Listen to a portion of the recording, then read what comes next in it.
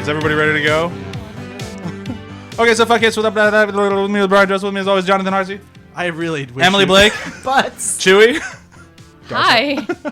I just wanted to get it done and out of the way as fast as possible. Yeah, that was the whole point. Stopping and talking about it's helping. Yeah, no, I'm fucking it up. All right, the special guest today is Sam Garrison. Hi, Sam. Hello. And then we have a new guest, has never been on before, director of episodes of Rick and Morty and Teen Titans Go. We have Bryan Newton. Hello. With the most mellow hello out of the whole gang. I'm nonplussed. He's playing it cool. He's got his goggles on and he's lightly stroking his beard. Why are you outing me? No, you're playing it real cool. And nothing makes somebody feel more cool than being called out for playing it cool. I know. It's supportive. I'm supportive describing how you look. He has goggles on his head. They're cool. Also, this is an audio podcast, so the listeners do need some heads up. Visual. They need to know about the goggles. That's the first thing I said when I saw them. I was like, nice apocalypse goggles. because the goggles are going to come into play. They really are. I feel like goggles is too generic, though. What if it's like Minion goggles on his head? Oh, they're not Minion goggles. Yeah. I'll just be topical. It's burning outside. It's a That's fucking true. hellscape, so that's why I have goggles. We are recording from a location that was almost on fire last night. They're just making me think of the Ashes Book of raining from the Eli sky. now, where they all had to wear goggles. Yeah. Too bad that was a bad movie. Yeah, It was. a bad movie. Still don't understand the ending. Now we have Dark Tower, so I wonder which I haven't is worse. seen Dark I haven't Tower. either, but I want to compare them. That's interesting. That'd be a I great, did want to do that too. A great double feature. Which one's worse? Yeah. Well, does Idris Elba end up being blind for no real reason? Wait, What movie are you you mean Denzel Washington? But Idris Elba being blind in Dark Tower. Are we talking Is about he? Book of Eli? Yeah. That's why I'm asking. I have no idea. I've never seen it. Which one? I'm just going on with the hate You train. talking about Book of Eli? I don't like that movie. That movie's bad. That was the best You're, negative face. So wrong. Yeah. And I don't mean That this in a movie's battleship bad. way. I mean that movie's legitimately good. Oh man. What do you guys, mean this Battleship is not All right, that's legitimately going to be good? another. Oh, boy. You two can enjoy your bad movie love of those. Wait. No, Book of Eli is a good fucking movie. I just wanted Fuck to all join y'all. that. I will fight you. It's not terrible. Oh man. It's just not great. You're so wrong. I actively got upset while watching it and be like, "This is terrible." I did not. You're terrible. I did not enjoy Book of Eli. Good comeback. I know. I'm Hi. good at comebacks. Let's do Where Have You Been Doing? You guys ready for Where Have You Been Doing? Oh shit. I will go first. I watched The Defenders, and it is real okay. That's really all right. Yeah, it is that's sure accurate. fine. It's a show on Netflix. It has 8 episodes. Most of them are pretty good. Some of them are not, and then it's over. Yep. And they end in the exact same place they started in the beginning of the show, and it annoys the crap out They of had me. a good yeah. advertising campaign where they looked like they were in a band. Yeah. Yeah, that's true. Those which band photos were awesome. Guardians did as well. They did. Yeah. Maybe it's a Marvel thing now. All the team-up shows get band They're posters. cool. I did Yeah, really. those There are were a good. couple of really cool editing moments. Oh, though. yeah. There's some really good stuff in there, but just as a All whole... really the middle. The middle's Yeah. the best Yeah. chunk of it. Yeah, that scene where Iron Fist is about to get his ass beat and Luke Cage busts in. First of all, that looked cool, and the whole fight scene was cool, but also the music cue. Yeah. It's like you start hearing the hip hop, and you're like, "Oh, here he comes! Here he comes!" Did you guys notice how, like you were mentioning the editing before, how like each tonally, when you cut to one of the defenders, the color code coincided with them, and then like all the Luke Cage sequences had musical sequence that kind of coincide with Luke Cage. Yeah. See, now that's cool. I'll actually Oh, watch that because of this. It's totally worth your time. It's not a bad show. It's just... I had expected the amount of joy. I don't know why I was holding it this high up, but the amount of joy that I got from the first time I saw the Avengers were like, oh, all these things came together and it was so great. It's not that. And it's not that. Do you It's think it's just because we're oversaturated? No. no. It, It's it just, could have been better. Yeah, it had the potential. it's they didn't really do very well with their villain. They really did not let her do anything, and she really kind of felt out of place. And I just And you're saying they kind of status quoted at the end? totally Yeah. like Here's a comment I have that no one else has ever pointed out, at least any review I've read. You notice on the first Daredevil season, they drew a lot from the Daredevil like mythos. Like they had the Owl, they had like the Machinist dude, like either like side characters they just kind of toss in there just for the fans. There's none of that in the Defenders. They just create characters out of whole cloth. I'm like, why don't you go through the Marvel library and pick someone you can use? Yeah, I mean, to the represent like the characters, the hand or whatever. I honestly would have been It's okay weird. with them being like versus Fisk. Like that would have been a better villain. I was hoping he was coming back. Yeah. But no, it's not. It's definitely I'm still not a wondering bad why show. a white lady ended up being the head of the hand. Yeah, that's really weird They too. they do kind of explain it. It's They do. it's I haven't the watched hand's it like yet. So.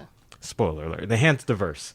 So there's Is what? the Diverse. hand's diverse. It's like there's an African dude, there's a white woman. Oh, there's see, a- all I knew of the hands, I thought it Chinese, was Japanese. specifically an Asian It thing. should be in the comics, but they decide to diversify a little bit. Yeah. So you're saying they didn't learn from season 2 of Daredevil? No. But it's like I said, it's a good show. It is Yeah. definitely worth your time. But like the reviews that give it like 6, 7 out of 10, I kind of agree with those. Yeah. Okay. And the worst things about it are all the things it drew from Iron Fist. Yeah. Yeah. Which is Oh. sadly a lot. How but- much do I have too to much. catch up on these Marvel shows to watch it? Just skip Iron Fist. Yeah, It'll you be could, all right. well, I would watch like the last like 3 episodes of Iron Fist, so you kind of see where he was at the end of the show. First and last. I would Yeah, say. okay, first and last that would work. So you know who he is and you know where he ended up. Okay. Because there is something that happens at the end of Iron Fist that really plays a major point in the show. Okay. It's But just otherwise, so skip the funny. whole fucking thing. Okay. It's like meeting a person and be like, all right, so I need to know your beginning and your end, but all of your content is terrible, so I don't really want to know much Yeah. about you. Forget your middle.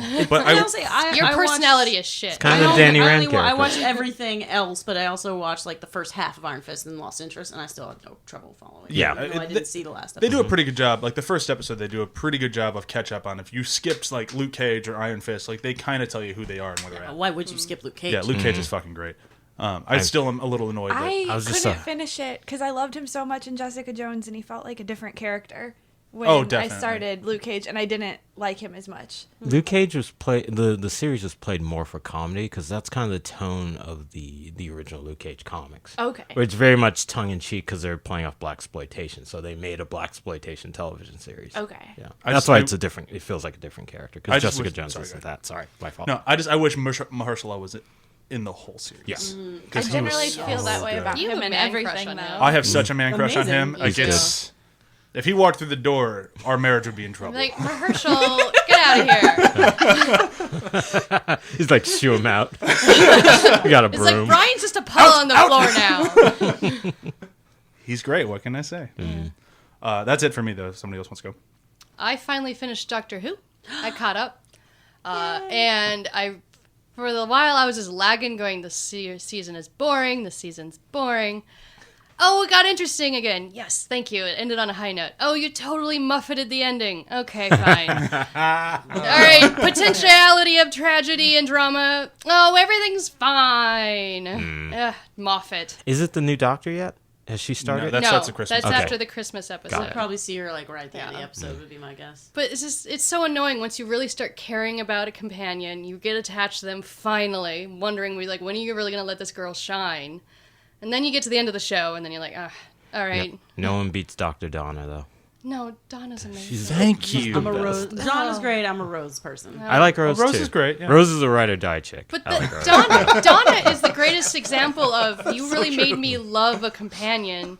And even though her ending is tragic, by holding on to the tragedy, you make her even more special. And that's the problem I've had with Moffat the last 3 years. Every time he hits the tragedy moment, he really makes you feel things. And then he goes, sorry, no, it's all good. Everyone's happy. Because Moffat is so plot driven. He's so like the character, the companions don't exist to be people, they exist to be plot devices for him more often than not. And I think that's what's causing that problem is that he doesn't know how to make that about the characters. Just It's always hold about on to the story. tragedy. I will say, I think he gave Maisie Williams legit tragedy and didn't backpedal on it in season 9. Her story yeah, was yeah. so sad. Yeah. Her story Yeah. was sad, but Yeah. she still ended up fine. She still ended up fine, but that wasn't the problem. The problem was that she was alone the whole time, and like that, he didn't do it in a way that felt like cheap. He gave her an actual companion. That story actually played out the way that I feel it should have. It didn't ever pull a punch, in my opinion. Clara still ended up fine, I- even I- though I she know- had a great tragedy lined up. I didn't and- say Clara. I said Maisie Williams. Yeah, Maisie Williams. Do you have anything else to say on Doctor Who? Should we move on? Well, you haven't finished it, so I don't want to say much else. I appreciate that. I will go. Go for it. Okay, I watched this amazing documentary on Netflix called Icarus about steroids and Russians and government conspiracy. It was insane. It started off just being about this dude who wanted to win a bike race, and so he started taking steroids just to kind of experiment and see how he could compete. And so he found someone to help him get around the tests in the way that everyone is kind of getting around these steroid tests now. And it unveiled this, and it was this Russian doctor, and it turned into this whole crazy conspiracy. Like, it started off as being, I thought it was just gonna be like a standard, like, this is steroids, I'm a buff dude now. But it went to this crazy place where, like, you're literally dealing with the Russian government killing people. And it was amazing. Like, it was such a journey. It was so cool. Everyone was like, it was really well put together, really well made. They used some animation elements for parts of the story. The editing was wonderful, and the people that they chose to focus on, granted, one of the guys was the director, but everyone was like charming, and you wanted to follow their story. So I don't know, it was one of the best documentaries I've seen in a really long time. It was on Netflix, you said? Yeah. What was it called? Icarus. I think I've heard of it. Also, lots of butts, because it's about a bicyclist Hooray race. for butts. We like butts. This is a pro butt podcast. Next. I'll go. I've been watching season 2 of Adam Ruins Everything, which, if you don't know Adam Ruins Everything, it is probably the greatest show that has ever been made in the history of the world. It's Drunk History. Thank you very much. Well, okay, Drunk History. A double feature of episodes of Drunk History with Adam Ruins Everything. They're pretty good together. Would be great, yeah. Adam Ruins Everything. Adam Conover is a comedian, but his family is all a bunch of fucking geniuses, and so he grew up hearing facts a lot. So basically, he has a show where he smashes through commonly held misconceptions, like about the hymen being broken. That was my favorite episode. About like how we think we have like. No, that's a bad example because that doesn't really make any sense. But this season he did like hospitals and why insurance costs are so high, why pills cost $1 bazillion, why like just all these cool things about like just different things that you think you knew all this time, and he'll be like, actually, he's actually the greatest mansplainer ever, but because he sounds like, but he really knows. I mean, his team does a bunch of research, and in this most recent episode, they ruined their own show. Oh yeah, I saw that little and that clip. was so great. Like one of the people Adam is always explaining things to came on and was like, actually, Adam, you fucked up this and this and this and this, and they pointed out all the mistakes they've made on the show and the times they've That's been kinda wrong, awesome. which Good. was so great. I just God, I love that show. Every time I see there's a new one, I'm like, yes, ruin something for me, Adam, ruin something. It's great. Do you listen to his podcast? No. It's called Adam Ruins Everything. Interesting. It's he actually in his podcast in like the first episode, he's like, if you like my show, you should definitely listen to this because my show I get 5 minutes to ruin something. Here I'm going to take a whole hour and spend it all on one topic.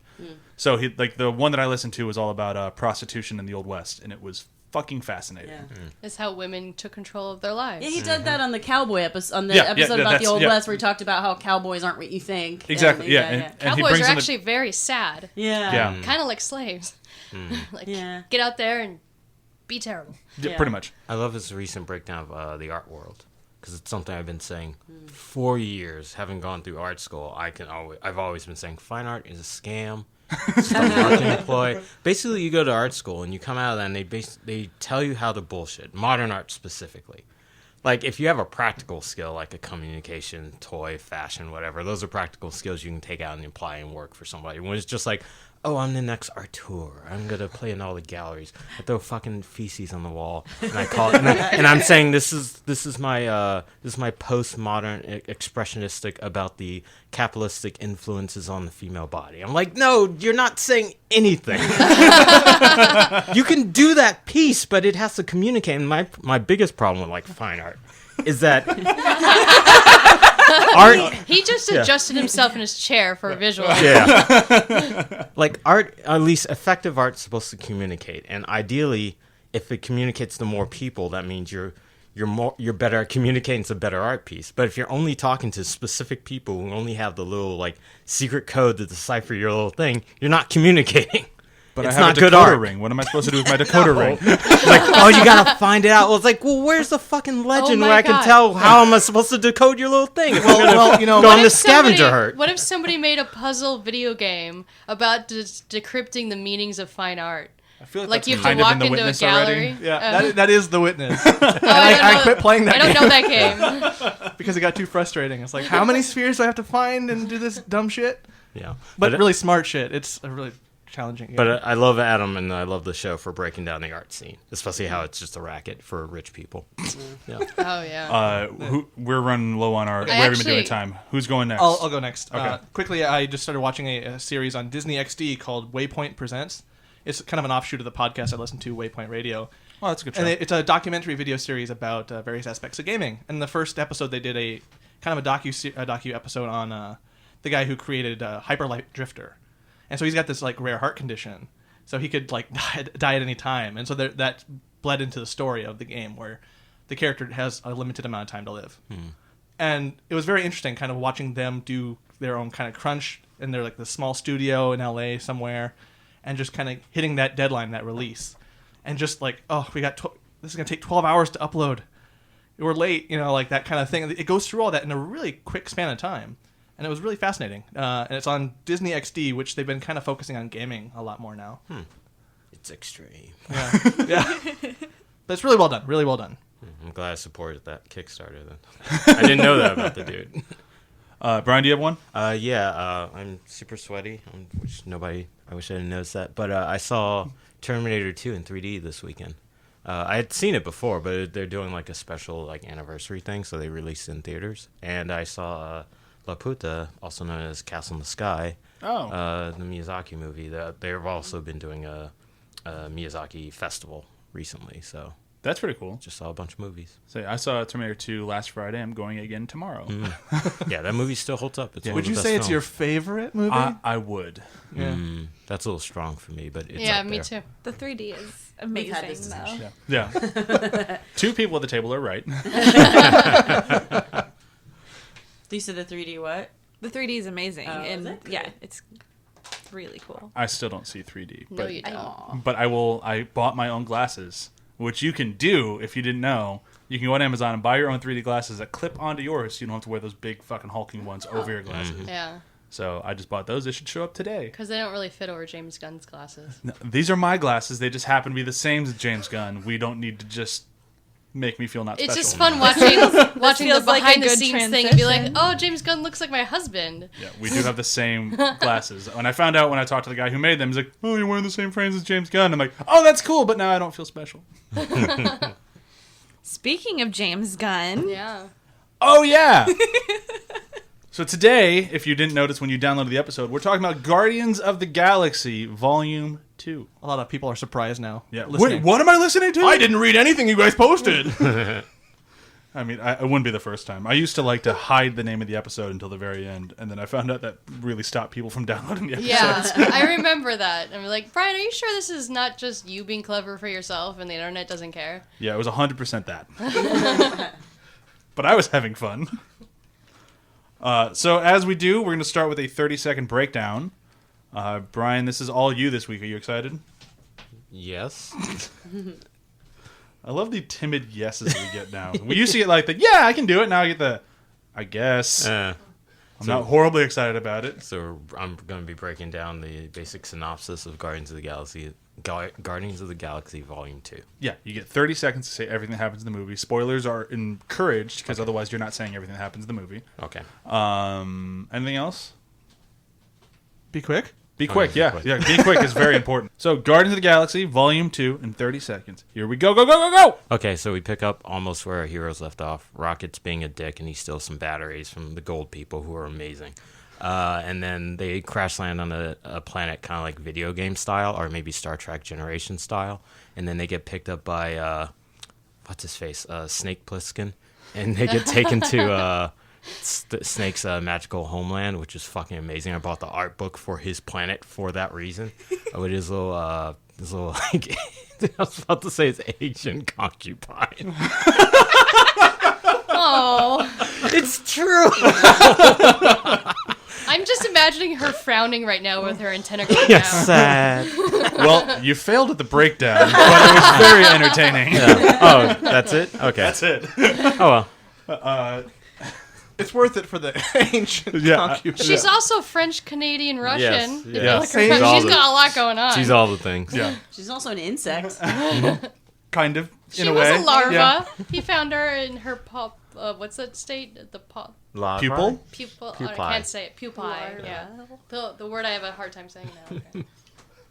Oh, and Yonda is awesome. That's also important. That's also very important. Yeah. Okay, so the only thing that wasn't in there, just as we talk spoilers for the whole thing, is Guardians win. There we go. They saved the galaxy There's a lot again. that wasn't in there, but I didn't get the fact that Snake was fucking Star-Lord's father. Oh yeah, that's also this important. is the whole movie. I was about to get there. Yeah, It's okay. you got caught up in the Asian concubine. Yeah, Who is not Star-Lord's mother, we should clarify. Yeah. that's No. true. Well, we know who his mom is. We got Yeah. tipped on that. I mean, if you're watching this episode and you haven't seen the movie, I mean, or watching this episode. If you're watching this episode, that's amazing, first of all. Yeah, tell us how I'm you're doing impressed. that. Tell us how you're doing that, please. Like those people with that condition where they can see color. Yeah, there you go. I wonder what I would look like with I can my see voice. podcasts.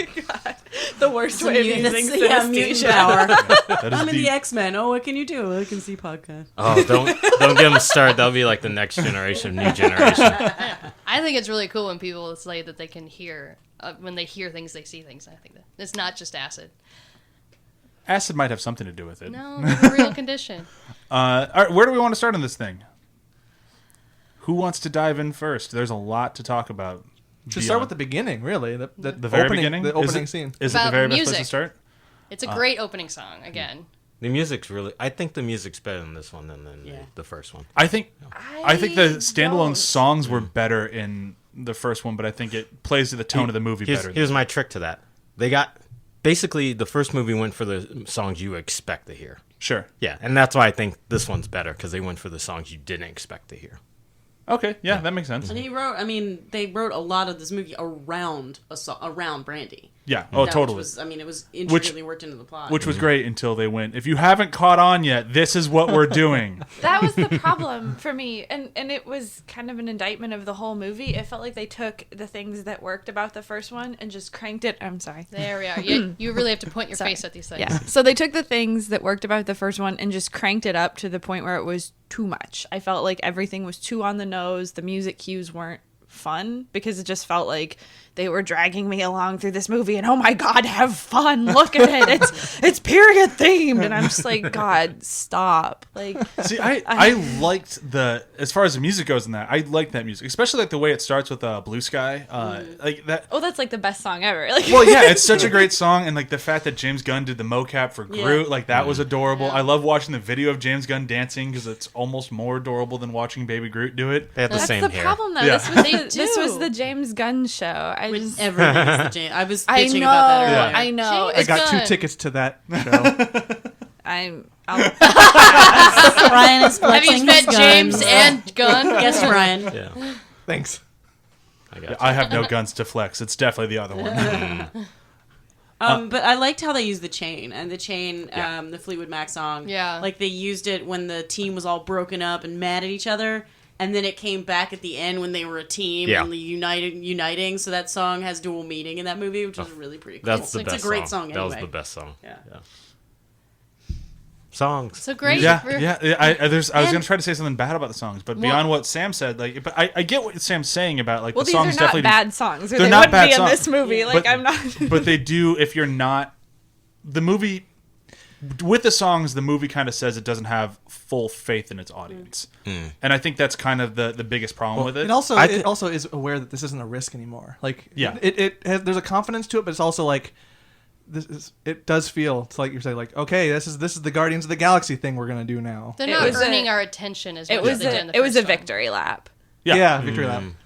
I think, and that's when they're, I guess, playing it safe because the first movie's a risk. It's a super Yeah. risk, and this one's like, well, we can't take another risk with a risk, so I think Yeah. that's their reasoning. And beyond the needle drops, one thing I thought was cool is that they scored the movie based off the script before they started shooting. So on set, he played the score for that scene, so the actors would already hear like the music that was playing. And that was pretty cool. It helped everybody get into character a little better, I think. It's nice when you have the budget to be able to do that. Yeah. Yeah. Yeah, like when you have Marvel money, you can be like, these are the songs we're using. What about clearances? Oh no, we'll No, get them. I don't mean worry the about needle it. drops. I mean the score. Oh, just the Yeah. score itself. Yeah. Oh yeah, Yeah.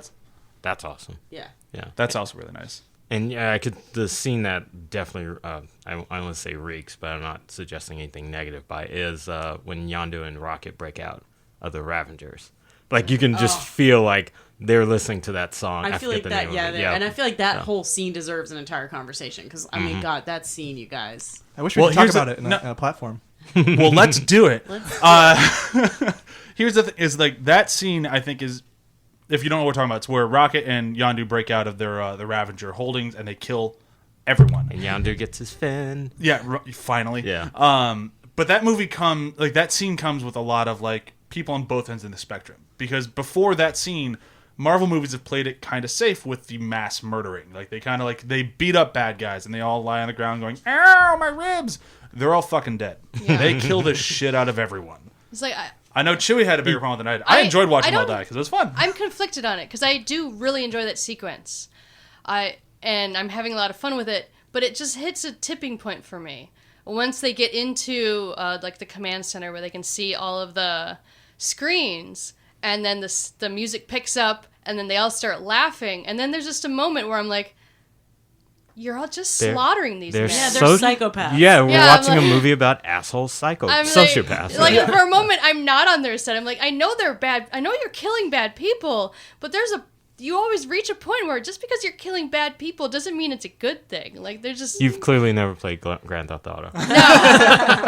Or read The Punisher. I mean, I still love their characters and everything. It's just in that moment they lost me for just a moment where I'm like, maybe you don't need to kill all of them. That's maybe why these two people need the other people. Yeah. Because without them, they're just maybe that's why Rocket hangs out with Groot so much. Is Groot is the heart. Yeah. That Rocket's so they're not just. But in the first movie, Groot kills way more people than Rocket does. Yeah. Groot also kills people in this scene Oh, as, yeah. as a wee baby toddler. Like, this is another. I liked the scene. It's a really cool scene. It is. But it's not a Guardians of the Galaxy movie scene. You have your biggest psychopaths. Yondu's not even a Guardian. Like, they shortchanged. No. They shortchanged real He was an Guardian original story. Guardian. Yeah.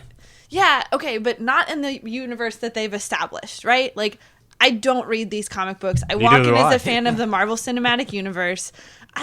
And I want to see the characters that they'd established in the first movie. I want to see those stories develop. And instead, it's the Yondu show. And I really like Yondu. I love Michael Rooker. Give him all the roles. Give him these cool scenes. But, like, establish it so that I'm not getting shortchanged on, like, Gamora's story. I don't need Drax to be a point of comedy. There's a lot of pathos there. And I'm not seeing any of that. He's the Destroyer. He gets 0 kills in this movie.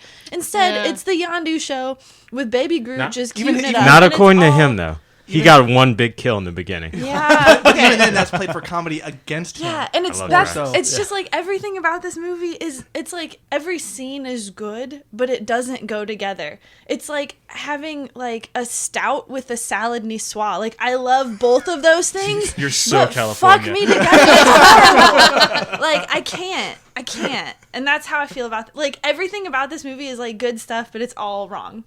Sorry. The one thing that comes through is sorry. Yeah. Blah. No, everything is very frustratingly like good in individual pieces, but I guess it just doesn't work together.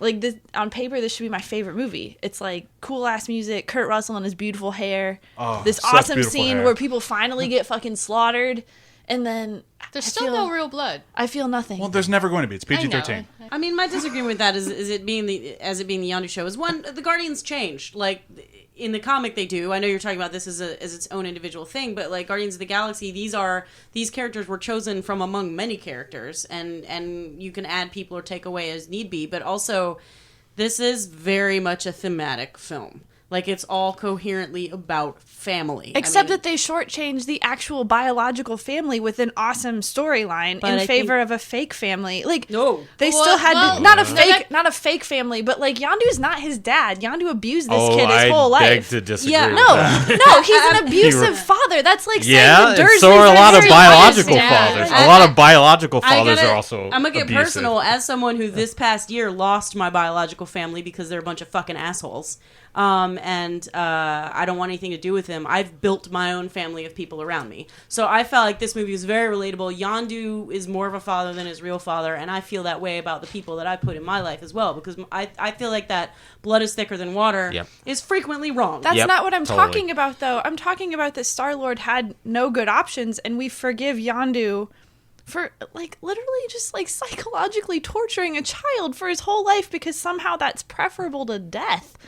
And we reward him, and then we take this actual storyline about sisters. Star-Lord was really good. He was really small and was really good at fitting into tight spaces and stealing. And he was good. So he was useful. But that can speak to some of the issue with it is that it's like because this is a movie James wants Gunn to have thing, its cake and eat it too. You know, like it just there's kind of a humor to it that plays against kind of what that's going for. Like, I didn't have nearly as much of a problem with that just because I didn't, but at the same time I can see where you're coming from. It's just like he's undercutting it in subtle ways, like the comedic elements. It's like, oh, you can fit in small spaces, and I'm Mary Poppins, y'all, great lines, but they're masking what would have been a really interesting it kind of feels dealing like with Yondu's So- treatment of Star-Lord. Like, so wait a but minute. we don't spend enough time with How- that. it pulls then all how of do- its punches. How do you whenever it feel can about get the good. scene between Rocket and Yondu?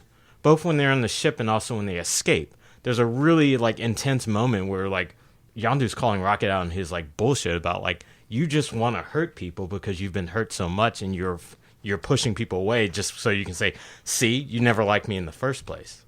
Though that their relationship for me was the strongest in the film, But because that's what it was coming from the an honest entire place of film's two. about. But no one else got that moment. Like it's coming from They- this place of these two people are Didn't actually they? no. I got these it. I mean, two y- people are actually forced to confront. But what about like horrible things they've Nebula and done. Gamora? That's their whole conflict too. They keep pushing But each what other away. we through- never see it. We see it in one fight scene, and these are like central characters of that's- the but film. it was- Yondu that's and when we Rocket saw it, got what, though. like 3 scenes. It's just like I don't know. I guess I just like have a harder time caring when like they establish these other characters in the first film as like being so much Well, and more then what do you think important. about then them kind of like Because even basically Star-Lord's relationship with both of his dads felt shortchanged in favor of the Yondu and Rocket adventures. Well, you know? when I first saw this movie, Yondu's death, I was like, oh, that's a huge bummer. But then as I watched it again, I'm like, but it's kind of a cop out for him and Star-Lord's thing, like because there's unresolved things there, and it's like that conversation between that great conversation between Yondu and Rocket was so great, but like Rocket's not the Star-Lord- main. He's not the Yeah, main but- character. And Yeah. I also want to point out that the entire movie franchise, to this point, I mean, we only have 2, is about loss. I mean, the first scene in the first movie, he loses his mother without like resolution or anything. He gets sucked up into space. Then he loses one of his dads, and then he loses another dad. It's all about loss, and kind of like there's not going to be any like simple, clean resolutions because that's not how life is.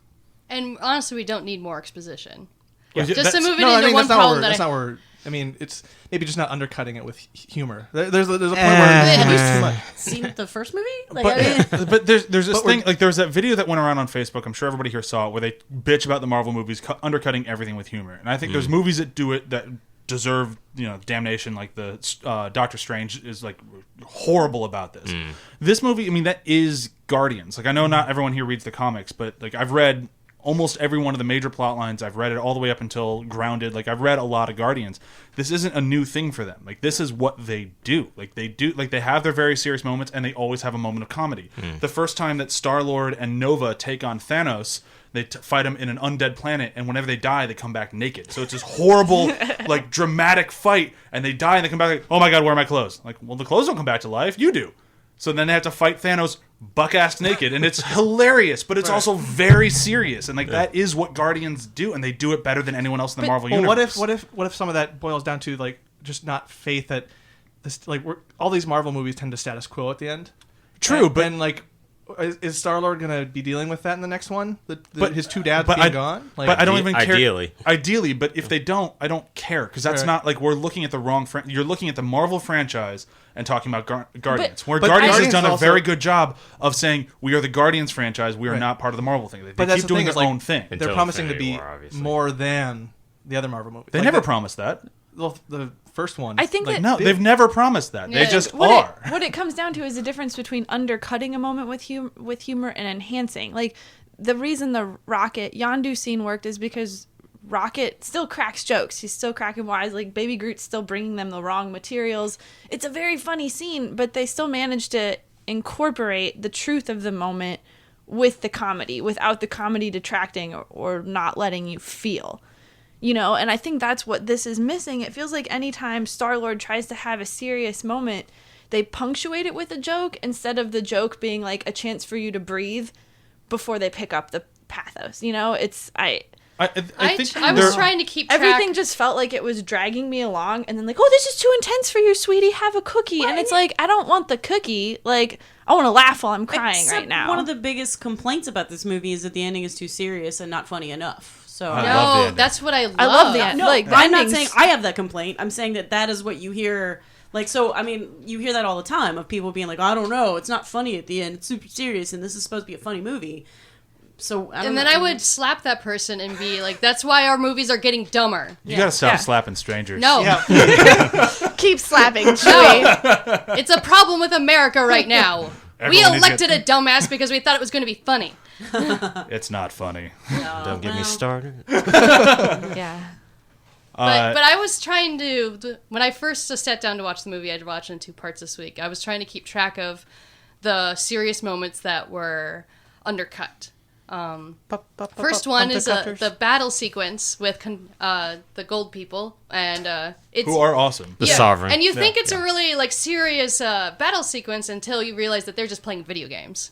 And then they end up just being the internet where they're rooting the guy on, and they're like, but then he fails, and they're like, you suck. Who was from That was a great moment. Farscape? Yeah. Yeah. I was going to talk about that. I did not recognize him. Or is he? He's from Farscape? He's Yeah, the lead Ben actor. Browder Yeah. is the lead in Farscape. So and there's a lot of That's what he got there's a focused lot on. of Farscape influence in this version of Guardians of the Galaxy, and I really wish he'd gotten a bigger part because he's amazing and there should be more. I was wondering why they focused on that character for so Yeah, long, and I was because like, that was Ben Browder. yeah. There should be he should But have a bigger career and he should have had a bigger part. I just liked how like it was like the internet for a little bit there, where they're rooting him on, Yeah. and then he fails, then they all hate I him. thought that was great. I thought that was personally. I didn't think that was internet. I thought that was Last Starfighter because there's like 3 or 4 Last Starfighter references in there, and that See, I've felt never seen exactly that. like Yeah. Last Starfighter. Yeah, totally.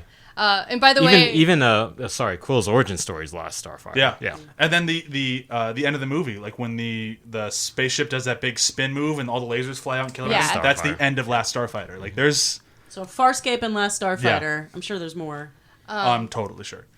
so whether or not these actually are bad cuts to humor or whatnot, leave it up to your opinion. But these are just the ones I was keeping track of.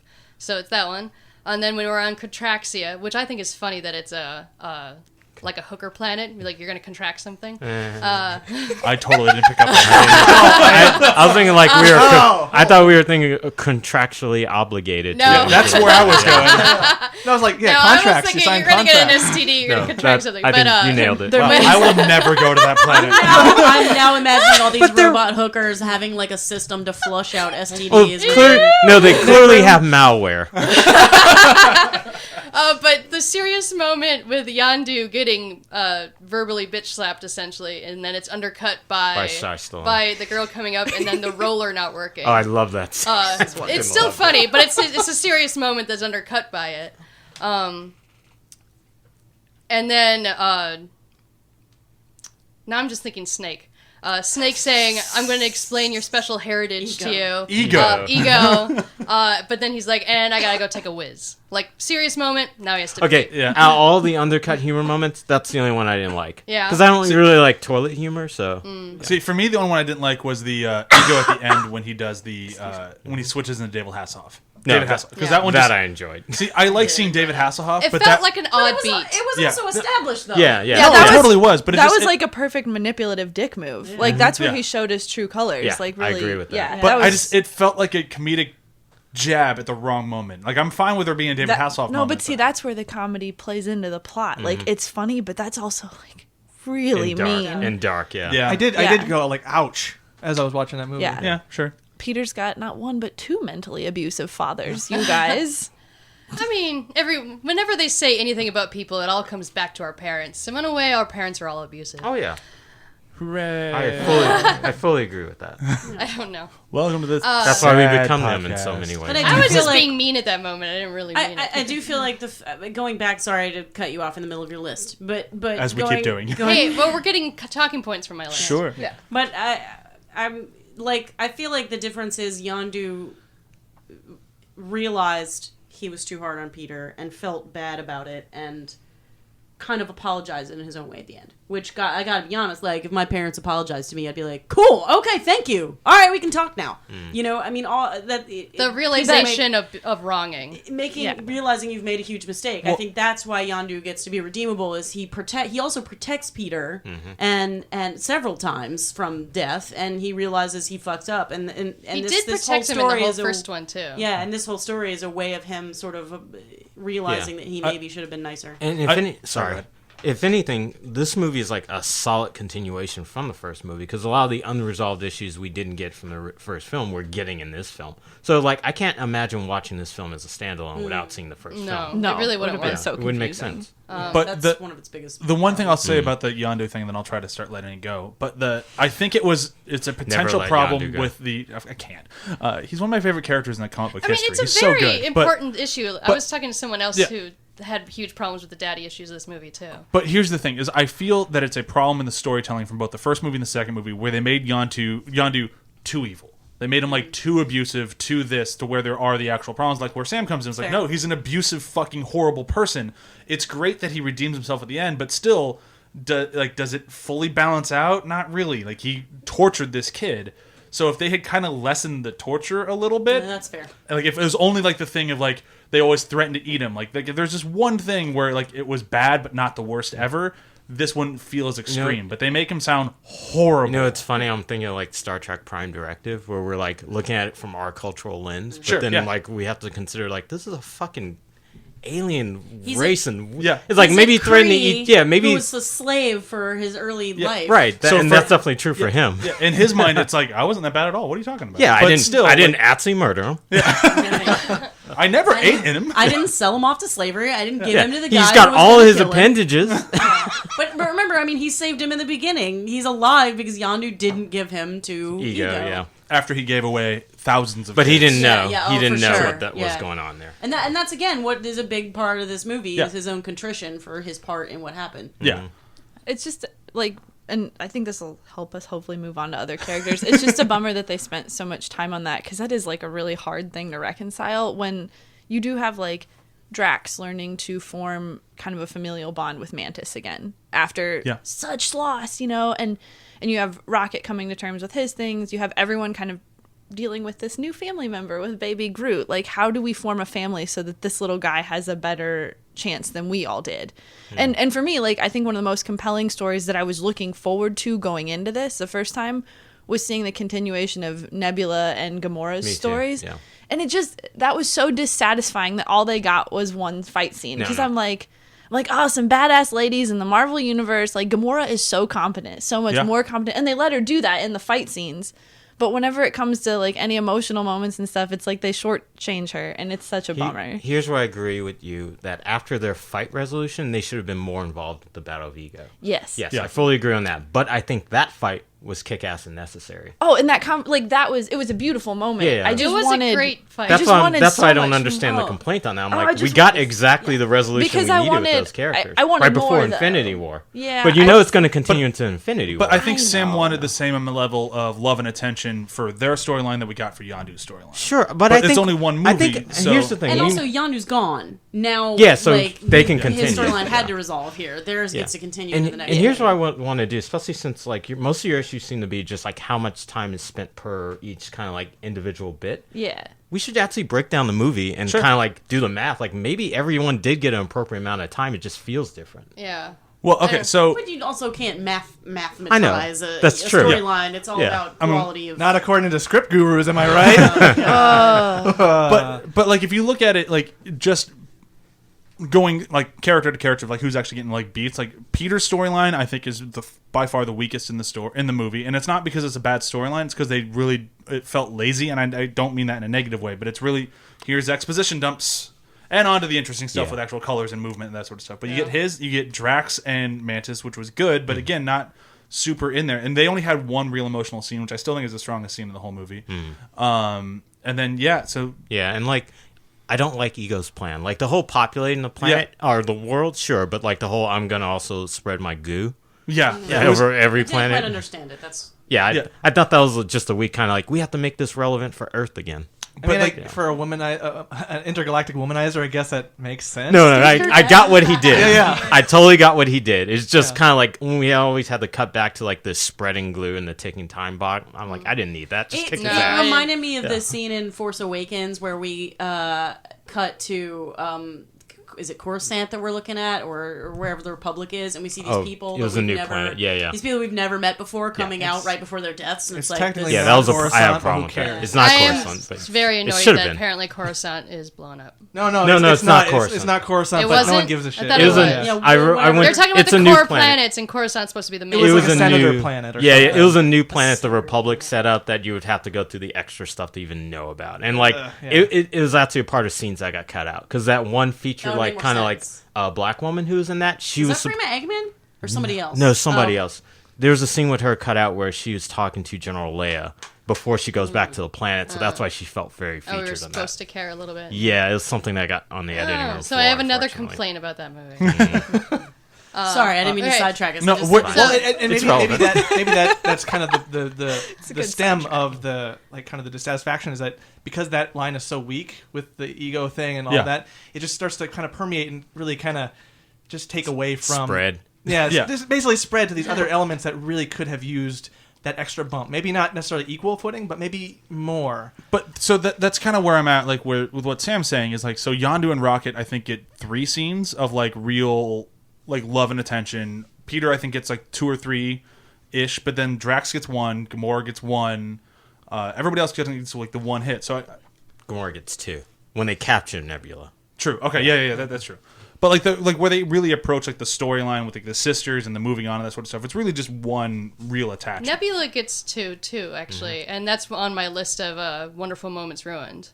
the fruit. Yeah, the fruit. Not the fruit. Oh. It's the moment was after funny. the mutiny, and James Gunn's brother asks her what she's going to do with her half. Oh And yeah. then she goes through her entireness of her I love life, that. how much pain she experienced, why she wants to kill Gamora, and it's like I actually love her speech right there. It's a Yeah. great intense moment, But- and I see where you're going with this. And I then- know what you're gonna say. He but ruins it. But of course he ruined- did, because that's his character. Like that one, if she had said that to anyone else in the world, an acceptable response would be like, "Okay, I'm sorry," but she said it to the dumbest guy in the ship. Right. Of course he's gonna be like, "I have no idea how to handle this. I'm gonna make jokes in an awkward situation. Have Walk away." you about seen, how girls just want to buy pretty things to make other girls jealous. Well, character yeah, he's a motivated. Ravager. He's yeah, not. character motivated. Like I if- think- It's not very It's woke. still an annoying moment for I me. think it didn't quite land. Like yeah. that was obviously the intent, but I don't think it quite worked because worked she for was me. giving her all. It worked for and- me. I Yeah. liked it. Can I just you've say seen, though, oh, would sorry. ship those 2 characters. Oh, that's a she good needs one. she needs That's a pretty sweet. good. That's my True Detective season 3. I hope he does. I don't hope he does have a little crest. That's why he felt so Yeah, awkward and and she could needs respond. like she needs like a sweet dumb simpleton. Yeah. You know, just to like. Oh, bring that- her That's a from good one. I didn't think around. about. Yeah.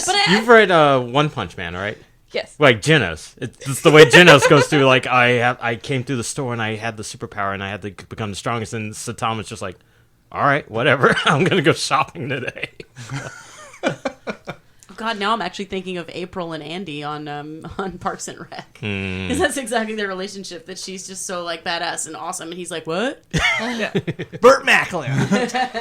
Can they just get their own little ship and go around like beating people up and stealing things? happen. If they are the final killing blow of Thanos, I will love Marvel forever. That'll be the thing that gets me like 5-star all their movies, even the bad ones. If who Final Kill Thanos? Nebula and Dumbface. Peter Kraglin. Gunn. Kraglin, yeah. Peter Gunn. Gunn. James I Gunn. think I'd be a little annoyed Sean, at that choice. Yeah. That's just the show. Like I would just like throw a whole- Gamora and Nebula to do it together. Yeah. I would like them to be That's able to... probably why they didn't get as much in this movie. I'll wager Yeah. that's what the I third really one's gonna hope so. go But for. But I- Marvel And to doesn't get like to- giving ladies things to do. And that's so. one thing Oh, that can we? I want to talk about their fight. Okay. I want to come back. Put a pin in that. We're coming back. There's a lot to talk about in this movie, There is. apparently. Surprisingly. I don't think there's a lot to talk about with their fight, but go for it because I think their fight was cool and then it was over. But the thing that I love about their fight is it wasn't a cat fight. True. It's yeah, one no. thing that Titan specifically male brawl, for sure, directors yeah. do, that they sexualize women fighting, and it was not sexualized, which No. I appreciate so much. Yeah, no low angle shots, no like cat pose. It was very much a sister fight, very much a very heated It was two baggage warriors fight, battling. and it's such a beautiful illustration of the when you don't actually want to kill somebody type of fight. Another movie where you- reference, North by Northwest. Yes. Oh, right. totally, yeah. Yeah, yeah. I didn't really think of that. But It's almost like James Gunn likes movies. it's just so great at how they could have killed each other.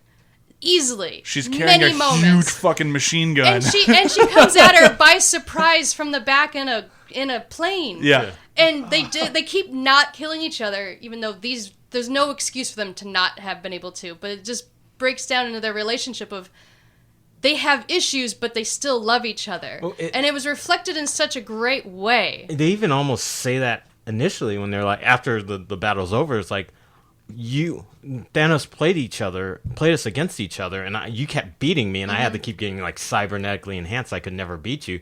Because Gamora didn't want to kill him. In a way, Nebula didn't want to kill her either. No. And She that just was- wanted the pain in. But That's that's why such I- a great line where Yeah. she's just like, I just wanted a sister. And that's a moment for Gamora. It's a 'cause, great she's moment, never yeah. seen it that way before. And she's like, oh, shit. And I then just- it like all makes sense to her. But I would argue that they don't love each other. I'd say they want to love each other. Yes. Sure, yeah. Yeah. But that's everybody in Yeah, this totally, series, totally. Yeah. But I think I that's also an loved important it. distinction between the two. The first thing that they say after they're done fighting each other is just Nebula just goes, "I win." yeah. That's so sistery. Like it's incredibly a sibling moment. Yeah, totally. Like yeah. this time I won. Yeah. And And it's so sad. I don't think I 'cause ever you got to see say that to Gamora my can't sister let her ever. have it either. Yeah. So you can see that relationship is still playing out the same dynamics. And even Or when she they- says, I win, she's like, no, you didn't. I saved you. It's like it's been so ingrained in their heads by this person that they can't have a relationship. And it's so nice because I feel like in that fight, they're literally just tearing down all the shit that Thanos put in their brain. Oh, yeah. Another abusive they're father. going to be Yeah. able Yeah. to have a relationship after that fight. Yeah, just getting that shit out and clearing a path so that they can relate to one another as individuals. The Without moral, the the moral of context this him. entire movie is dads are shit until they die. And even after they died. I love my dad. Even after they too. died, they still some were still shits. I'm sorry. And we have a dad here. Oh. Yeah, but we all know John's shitty. That's You why. don't belong in the Guardians universe, John. I'm sorry. That's why we make so many jokes, dad jokes. We're trying to. Trying to say you're not that bad. Right. It's more of a I'm okay. I don't mean any harm. I'm sort of thing. sorry. I'm any- gonna F it up no matter what because I'm a dad. There haven't been any evil mothers yet. No. I want some evil moms. Hold on. I like One Piece. There's gotta be. There's gotta be an Tony evil Stark's mom. mom was kind of rude. That's the worst thing. Not in the even movie. evil, just kind of rude. Tangled. The That's not Marvel. Disney. That's yeah. Disney That's has Disney. tons of evil But moms. No, we Marvel said is Marvel. Disney. Oh. No, they're not. They're owned by Disney. But There's gotta be an evil mom. anyhow, let's go back to that pin. Yeah. Oh, yeah. yeah. Well, no, a lot of people may not know that originally Marvel had this program where 5 writers were chosen. I really wanted to be in that list, but 5 writers were chosen to work for Marvel, and they basically did rewrites and polishes and anything Marvel Studios wanted them to do. And each of the writers was allowed to dig through the back catalog and pick something that was not already on the slate to develop and write a screenplay based on. And Nicole Perlman was one of them, and she's a really big science geek, and she saw a comic book about space, and she pulled it out of the pile, this obscure comic book that wasn't really well known, and she developed it, and she wrote a screenplay, and of the 5 writers, this is the only one that moved forward. Guardians this movie exists because of Nicole Perlman, and then James Gunn came in and did his work, which is amazing because he does a good job. But what you were saying about him not necessarily having the best track record with women, it was really upsetting when the first movie came out and she was basically removed as much as possible from the story of this film. Like, they're constantly talking about how great James Gunn is. It's a James Gunn movie. James Gunn wrote it. And he went out of his way to discredit her involvement with the screenplays. Like, the WGA always gives preference to first writers, which is true, but, like, if he did as much as he said, they would have taken her off. Yes. Like, and again, she's the one who picked the characters. Yeah. The reason it's about Peter and Gamora and everyone else is because Nicole's the one who chose them. This is ostensibly her. This started with her, and yet when you watch the interviews, not only is she not mentioned, but none of the writers of the comic books are ever mentioned, and that's a bit upsetting as well. Yeah. That's And my especially, issue with like, this. Not to just throw another man on the pile, but it's like Brian Michael Bendis deserves some credit for this, and he never gets any because he's really kind of shaped the modern Marvel communication, like the quippy back and forth. Like, if you go to the comics, like if anybody has like that real quick back and forth comedic timing, it's Brian Michael Bendis. And he did it for Guardians, he did it for X-Men, he did it for the Avengers. Like, he's great at that stuff. It always And feels he's like really Marvel, Marvel's golden boy. He Yeah. does all their big things now. But But it always feels like the cinematic universe is constantly trying to distance themselves from their source material. It's really odd. that was intense. Like, I can't think of a single movie where they really reference the original writers a lot. Like it really they Beyond always Stan Lee, yeah. they're and beyond Stan Stan Lee is Lee. all They're over the always place. they're always talking about the current writer for the movie or the director for the movie or the whatever for the movie. Them actually talking about the comics that these comic book movies are based off of doesn't really happen. Part of that is international marketing. Yeah. Because these movies have such an international audience. I'm working on a property right now that's based on a Dr. Seuss book, and we can't really mention Seuss in marketing when we're talking to our international. Well, it doesn't rhyme overseas. Yeah, no, totally. I guess our greatest example in America then is I just lost the name of it. But like, Rin Tin Tin, not Rin Tin. Adventures of Tintin. Adventures Adventures of Tintin. Yeah, the Like, Steven that just Spielberg didn't movie. And it's like, like, that no, was- these are No one cared about that in America. yeah, Yeah. these are best-selling graphic novels by Hergé. I have the whole collection in a pristine, like in a great edition, and I love them. But no, it's a Steven Spielberg movie, and it's, I mean, it is, but like it looks so much like the books. Yeah. And it's so crazy. But yeah. But not there's even no love for like Kelly Sue DeConnick right now, who's like arguably the reason Captain Marvel's popular. Fucking much love love. her. Because she brought that back, and it was Yeah. huge and great, and she did so good with it. And now it's just like, no, it's Captain Marvel's cool, but Kelly Sue can. Well, I mean, Well, she's got Bitch Planet, and it's awesome. for a- Bitch Planet is fucking great. I think part of that too is just that comic book artists and writers get no love. They don't get They paid. don't. They don't get paid what they should be getting No. paid. First and foremost, you cannot make a living as a comic book artist unless you're Jim Lee status. You don't get. There's no I'm Mike union. Mignola. Yeah, Jim Lee, You don't get any Greg health Capullo, benefits. Like, there's a few, but There's a few, but it's not like if you're a working professional, you're just like you're going to be fucking freelancing forever. Hashtag Hero Initiative. If you ever want to support your local comic book writer and artist, donate to them. Who is this again? Hero Initiative. Hero Initiative. It is a foundation that is specifically made to support comic book artists, especially when they have health issues. Since there is no union, there's Yeah. no health plans. Right. They can very easily just fall apart because they don't have a support system. And they have crazy deadlines Yeah. that they Yeah. put out all and the time. And the the- rumors the- are everywhere that the comic book industry is going down. oh, obviously. Yeah. Yeah. It's very sad. But really quick, before we get to the end of this thing, part of the reason I was excited about having Bryan on the show is because Bryan works on shows with big team-ups like Teen Titans Go. And I wanted to get your take on this thing as a team-up thing. What do you like the most about it? What do you like the least about it? What would you change if you were able to sit in a director's chair of like a cartoon of Guardians? Oh my God. Okay, that's a big question. Lots of them, right? Yes. tell me the okay, so like I said a little earlier, is that this film specifically can't work as a standalone because it's resolving a lot of issues that get brought up in the previous film. I think I was telling a friend about this. What I really like about this movie as a team up, it feels more like the first movie is Star Wars. This movie's Star Trek. This movie's Star Trek 5. Basically, Spock has a brother. He goes to see this brother who's trying to find God, and God is like the thing. Spoiler alert. goodness. Yeah, Wow. God's an alien. So this That's is a good version of comparison I never would have. I never thought about that. that's why it doesn't feel like the first film so much. Because first film, Star Wars, like a group of adventurers get together and they defeat an evil empire. This movie, a group of adventurers who they already have a prior relationship. We don't need to rehash because we already know the Star Trek crew. Go on a singular adventure and they solve that one issue and they move on with their other adventures. There's even a campfire scene. This is There way it too is. close to Oh Star my Trek. god. Yeah, that's why when Mind's people blown Yeah. all over. That's why when people say what they like about this movie and what they didn't like about the prior or vice versa, I'm like, well, maybe you're a Star Trek fan, not a Star Wars fan, or maybe you're a Star I'm Wars fan, both, not a Star so- Trek fan. Yeah, I love both. I never choose. I'm like, Why do we have to? yeah, that's why I always say as a It's the kid. weirdest battle in geekdom. There's great Star Wars movies and there's shitty Star Wars movies. Vice versa, great Star Trek episodes, shitty Star Trek episodes. So yeah, In and the I would time think, of arguing which is best, you could have just watched another one of those. right, and you go back Sure. and forth. But I think the thing I would change, or I would add maybe like how long's the running time? Like 2:30. It's like 2:05. I want to say. Yeah, I could add like maybe 10 more minutes of issues with characters' time because I don't think we got enough Drax and Drax backstory and Drax and Mantis. But he even. got the most. Honestly, I would say Drax got the most emotional moment out of his without scenes. a joke. Yeah. He got the most out of his scenes that he was in, but I wanted more of that. I even wanted. People said there was too much Baby Groot, but I wanted more Groot and Rocket. I felt like there was Yeah. more Rocket and Yondu than I Rocket and thought Groot. I was fine without more Groot. There's a deleted scene, or a deleted extension of that scene with Drax and Mantis, where she goes on about a speech about the way she feels when she touched him, and I'm so glad they cut it. They just let that moment play quietly, and that was it. you know? Okay. I Yeah, have to this watch movie that. had enough exposition in it. They did not need more. Yeah. Yeah, this movie could have done a little bit more showing and not telling. Yeah, that's one thing that I didn't get to say is I could have really done without the exposition hallway. Yeah.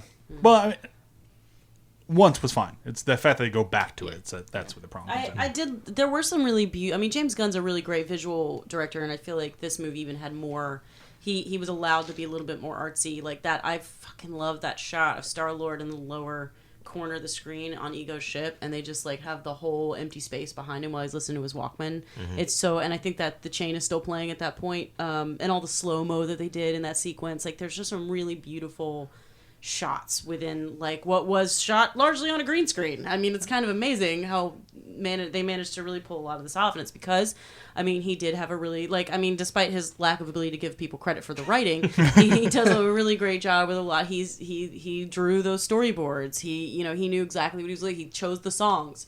It's very much his vision, and it works. There's a sense of his visual style in there, in all of those. And the scene that stands out to me the most is that where they're hyper jumping between the planets, and their faces just get so grotesque. And I love that. That's my favorite scene in the movie because it is so. Like, Watcher? Oh yeah, the Watchers. Yes, I was so happy. And they're walking away from Stanley. Oh, if that was the last Stan Lee cameo ever, like if he died the next day, I would have been He's sad. just stuck there. Yeah, just stuck on a planet with the Cosmo dog. That would have been amazing. That's Stan Lee. Gone forever. Oh. But did you have more to build off what Brian asked you? I feel like we took away from you. No, I think that was it. Okay. Yeah. Cool. Then I think we should move into quotes. Quotes. I'll go first since I didn't have I have mine in my head, not written down. Since I am such a massive Farscape fan, and the relationship between Star-Lord and Nebula, and Gamora is so Aaron and John from Farscape, where John is, for those of you who don't know the show, John is a human who's lost in space among aliens and falls in love with an alien girl, and she's a tough, badass chick of the universe, and Claudia Black is amazing, and there are so many scenes where like like Star-Lord, he keeps making references to Earth shit all the time. There's a great scene where she's trying to learn his lingo, and there's this crazy alien lady, and she goes, "She gives me a Woody," and he's like, "Woody?" And she goes, "Yeah, like when you don't trust someone or when they're weird," and he's like, "No, willies. She gives you the willies." so when they're having that discussion about romantic comedy TV shows and everything, and he's just like, "This is not like Cheers at all. This is like that dumb show that we get 0 ratings." And then she just goes, "I don't know what Cheers is." That's my favorite. Mine, it comes from pretty early in the movie because I like it when the Guardians are together, and this movie's largely about them getting back together. But it's right when they realize that the Sovereign are chasing them.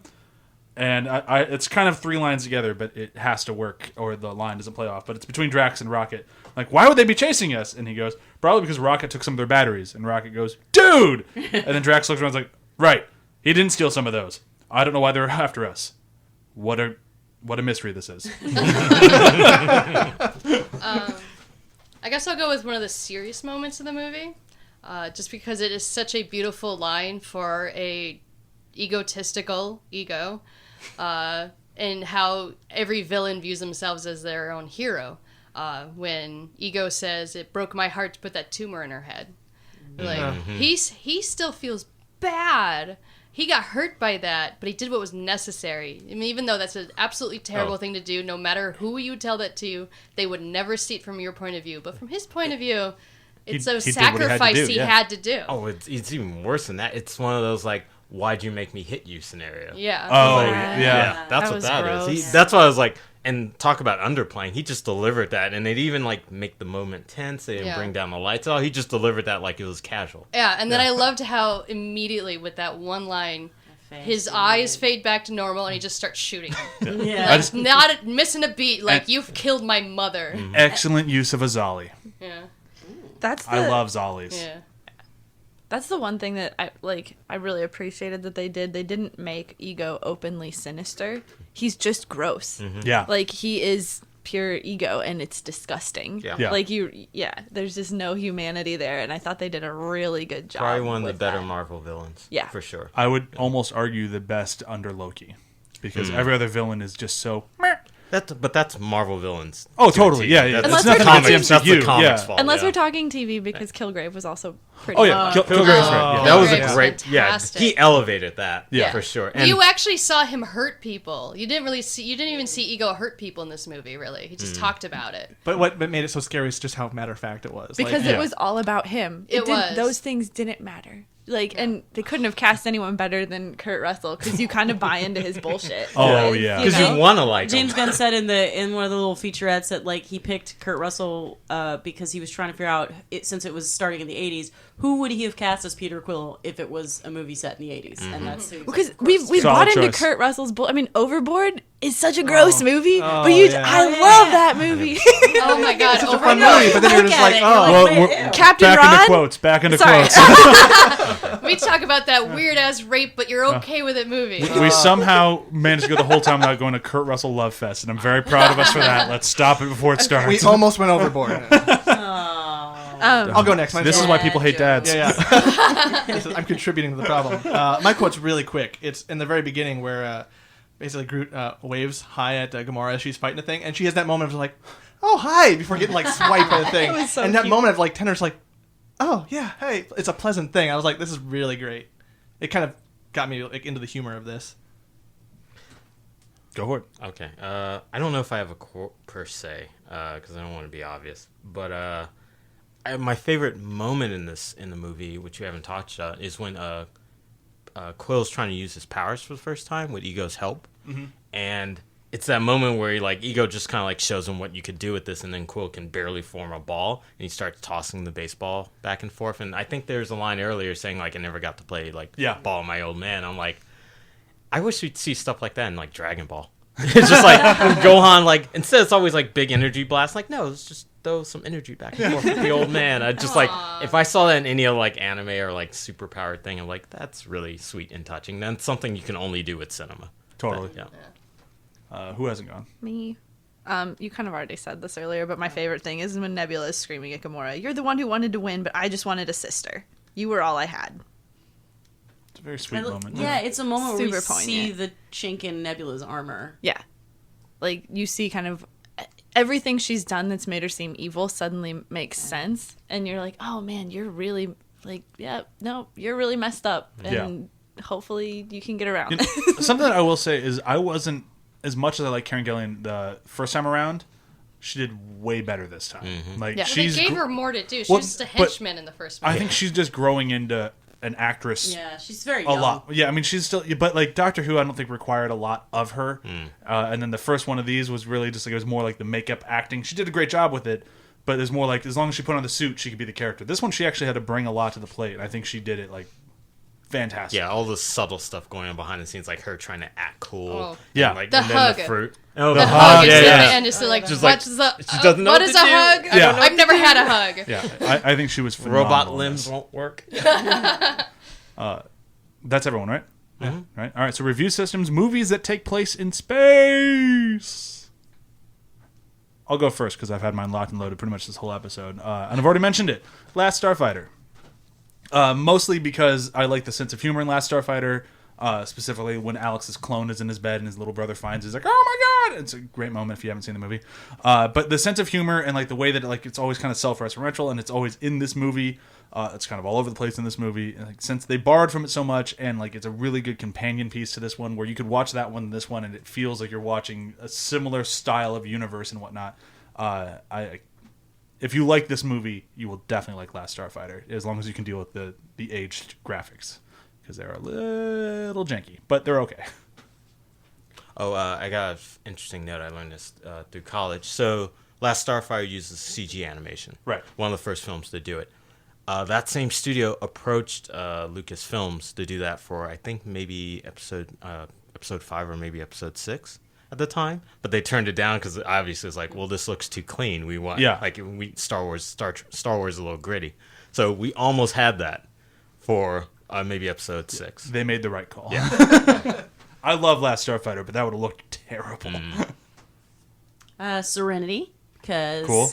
nobody, despite his recent Anyway, nobody does creating a family out of the people around you like Joss Whedon, and also talking about humor undercutting serious moments. I mean, that's all he does. So that movie is very much about the family unit and sort of and the grittiness of space and all of that. I got one. Go.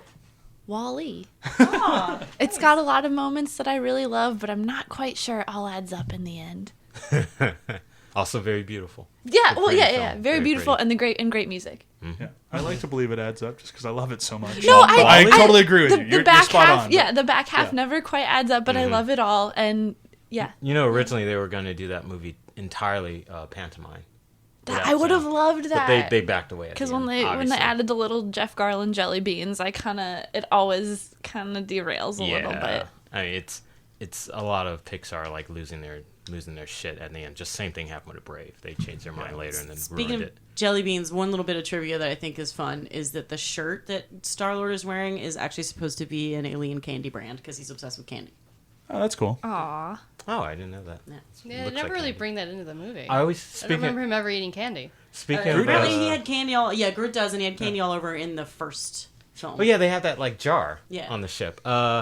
Speaking of which, so as you mentioned Serenity, I could see that design being like the For OG sure, bar. yeah. Yeah. So OD bar. I don't have a great one for this, 'Kay. but I will go with the first Star Trek from Abrams. Abrams. 2009. Because it was quote unquote a risk.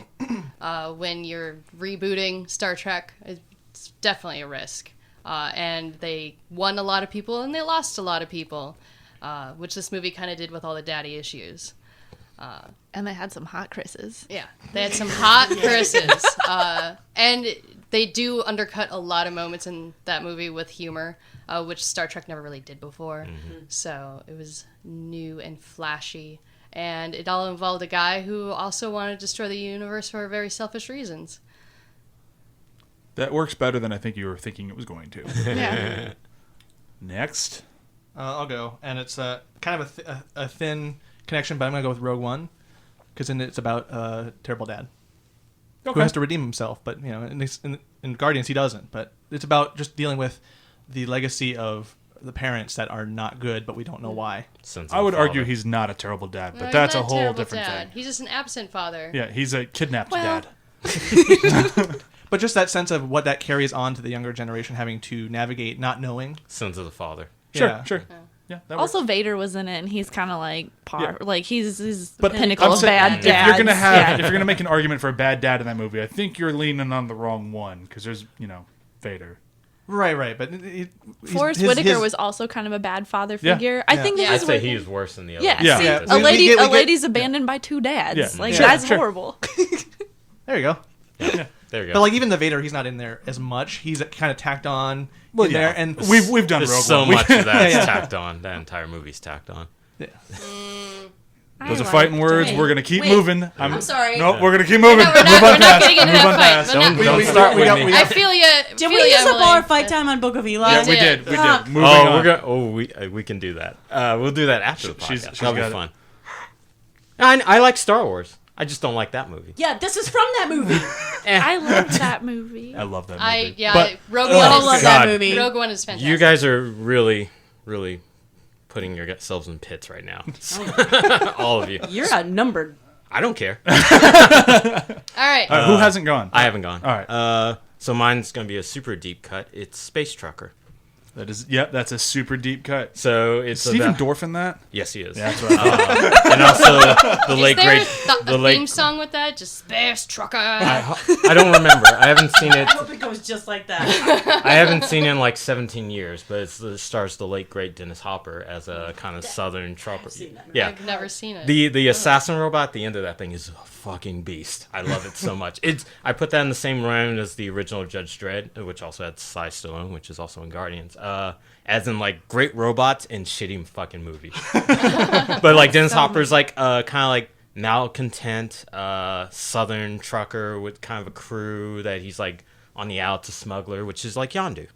He's very much like that. And he's a father figure to the Stephen Dorff character, and who's like the humanoid and tasked by a corporation to deliver a prototype super destructing weapon. And then Dennis Hopper's character chooses not to because it's going to kill people, which is basically Quill and Yondu. So, Space Trucker. That really Guardians. works. Space trucker.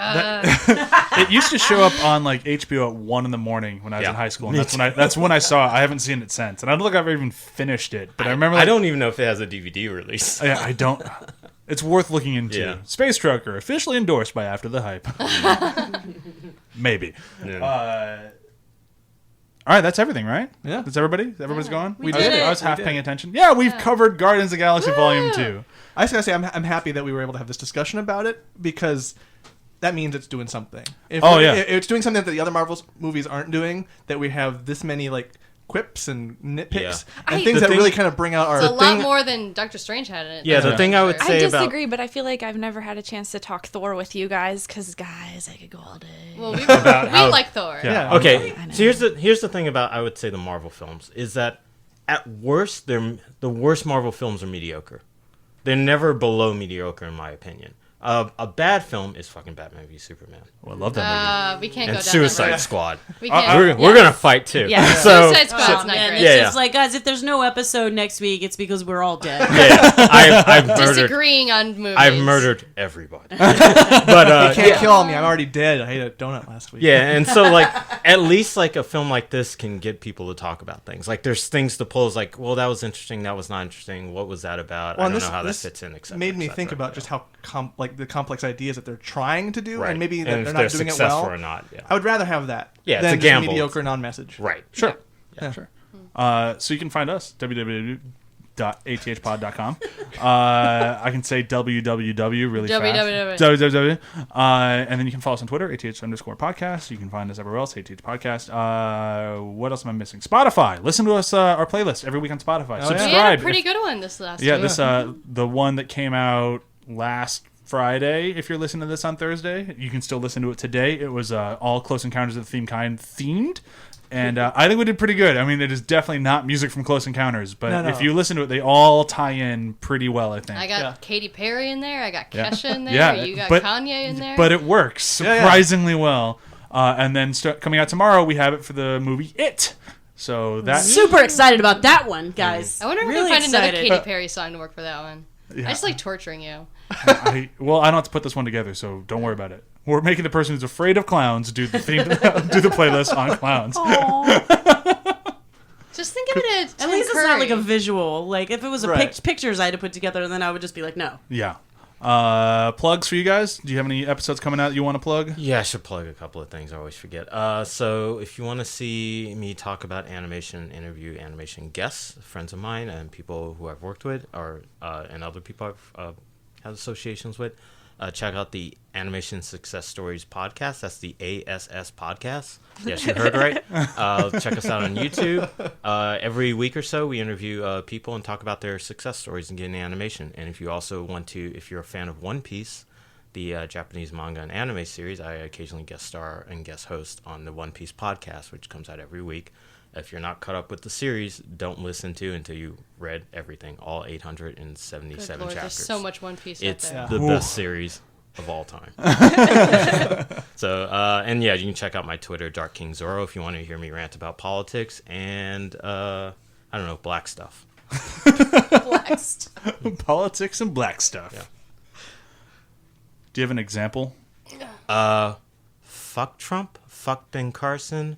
This whole, like, them trying to remove DACA from the Dreamers. It's basically revealing exactly what this country is, because I tweeted about it a little while ago. Like, don't forget, the Trail of Tears happened here. Yeah. Yeah. It did. We stole this land from Mexico. Straight up. Yeah. Yeah. So I'm like, the fact that we would be genocidal fucks is not surprising to anybody. Guys, that was shouldn't an be. episode of Adam Ruins Everything. I mean, exactly, It yeah. was. Yeah, so don't sleep on this country. We're capable of doing terrible things. That's why we have to be vigilant. Nice. Sam, do you have anything to plug? I'm in between personal projects right now, but I guess if you get a chance to see Despicable Me while it's still in theaters, cool. Otherwise, too, I do volunteer at an animal shelter, and we're trying to clear the shelters for kittens this month. We're doing 2-for-1 at the Found Animals in Culver City. If you go to foundanimals.org, you can find out more about microchipping and kittens and stuff, I guess. So that's that. Cool. That works. Kittens are cute. I love cats. Sure. I love cats. Well, What a mystery. Yeah. Anyhow, thank you so much for everybody for coming out. It's really great having you. I'm glad we talked about this movie. And bye. Bye.